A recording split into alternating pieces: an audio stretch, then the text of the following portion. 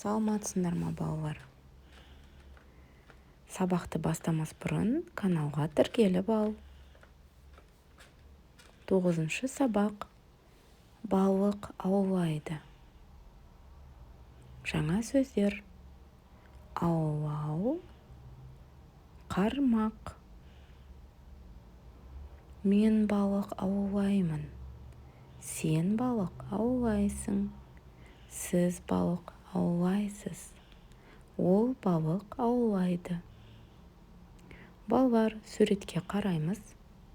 Бізде суретте атасы мен немересі балық аулап отыр. Балық аулау үшін оларға қармақ керек. Қармаққа балық ілінеді. Балық ілінгеннен кейін біз балықты аулаймыз.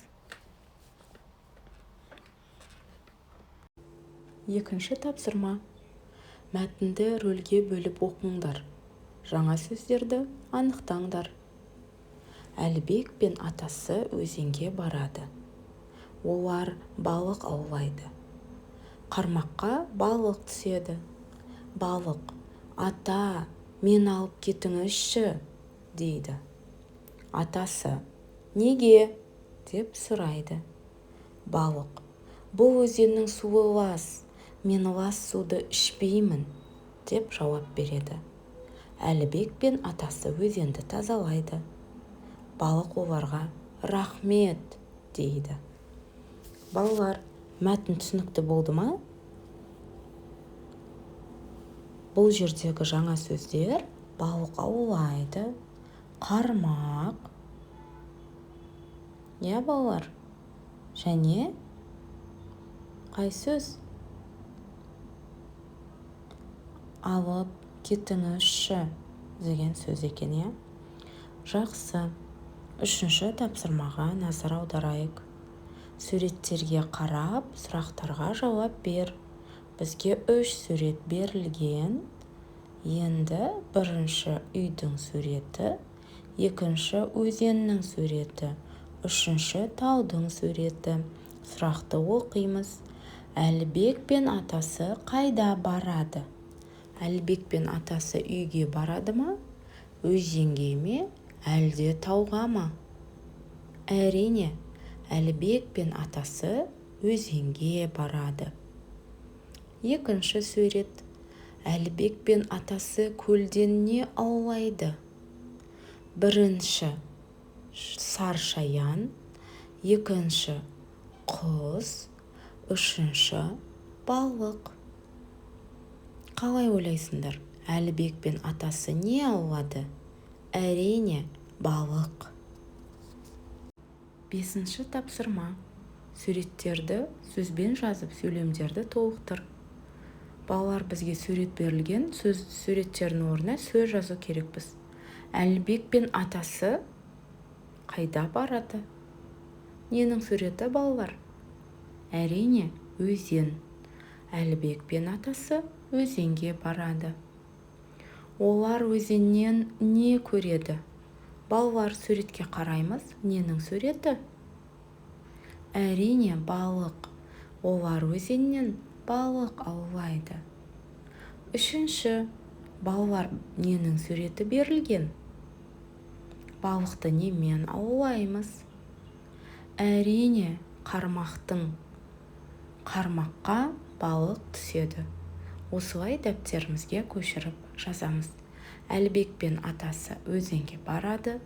Олар өзеннен балық аулайды. Қармаққа балық түседі. Жақсы, келесі тапсырма. 6-шы тапсырма. Сұрақтарға жауап беріп, диалог құрыңдар. Бізге сұрақтар берілген, сұрақтарды оқып, өзіміз диалог құрастырамыз. Әлібек пен атасы қайда барады?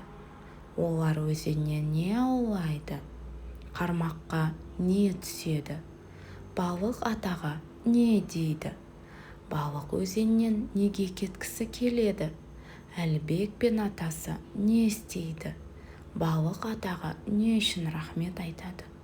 Осы сұрақтарға жауап беру арқылы диалог құраймыз. Әлібек пен атасы өзенге барады. Олар өзеннен балық аулайды.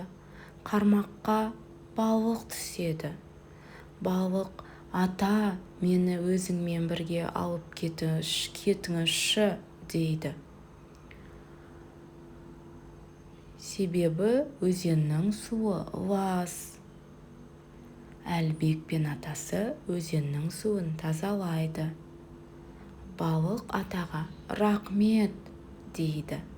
Деп осылай сияқты балалар сұрақтарға жауап беру арқылы диалог құрастырамыз. Төменде бізге өлең берілген. Мағжан Жұмабаевтың өлеңі. Қарайық. Алыстан мұнар батып шалқыған көл, бетінде күннің нұры балқыған көл. Жарысып саф күмістей ақ көбігің, мап-майда мөлдірінде қалқыған көл. Келесі есте сақта дейді балалар. Осы сөздерді есте сақтап алайық. Балық аулайды, қармаққа балық түседі. Балық алып кетші дейді. Көлдің суы лас, көлді тазалайды. Осы сөздерді балалар есімізге сақтап жүрейік. Балалар, осымен сабағымыз аяқталды. Егер сабақ ұнаса, каналға жазылып, лайк басып, комментарий қалдыруды ұмытпа. Сау бол!